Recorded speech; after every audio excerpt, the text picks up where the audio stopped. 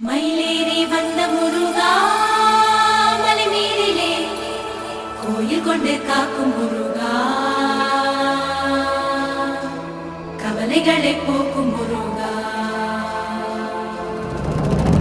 குன்றேறி நின்ற முருகா கையிலே வேறேந்தி வாழும் முருகா வேண்டியதை வழங்கும் முருகா